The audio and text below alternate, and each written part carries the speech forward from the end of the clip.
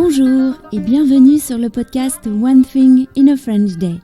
Aujourd'hui, mercredi 3 février 2021, cet épisode, le numéro 1949, s'intitule « Félicia étudie la Révolution française ».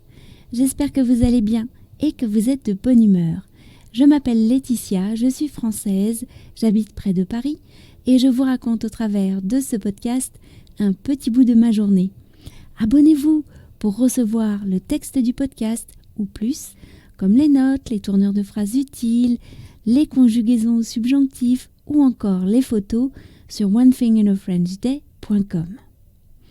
Félicia étudie la Révolution française. On ne voit pas beaucoup Félicia en ce moment. La 4e est une classe exigeante. Elle travaille beaucoup. Contrairement à Michaela, qui est à temps partiel, elle accourt normalement. Quand elle passe manger une part de kouglof aux pépites de chocolat pour le goûter, elle savoure, puis regarde l'heure. « Il faut que j'y retourne, dit-elle, et elle disparaît de nouveau dans sa chambre.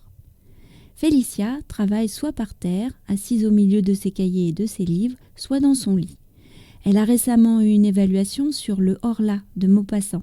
Il s'agit d'une nouvelle fantastique. Un homme est poursuivi par une créature invisible. Nous la voyions passer avec son livre à la main. Parfois, elle faisait un commentaire. Je me demande si moi aussi, je ne commence pas à sentir la présence du Horla derrière mon dos. Pour ses leçons d'histoire, je sais qu'elle se prépare des fiches sur un petit carnet. Cependant, pour son évaluation sur la Révolution française, elle a fait une frise chronologique des principales dates à l'aide de petits post-it qu'elle a fixés sur le mur au-dessus de son bureau. Dans ces cas-là, elle circule dans la maison en récitant des dates. Là, il ne faut surtout pas montrer son savoir. 4 août 1789. Abolition des privilèges. Maman, c'est moi qui dois le savoir, pas toi. Au passage, je connais bien cette date, parce que Pietro est né un 4 août.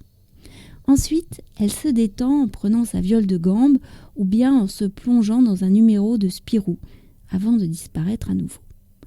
L'autre jour, je sortais faire mon tour du soir, maintenant vers 17h, et Lisa me disait au revoir quand elle m'a fait remarquer que j'avais un post-it collé sous ma chaussure.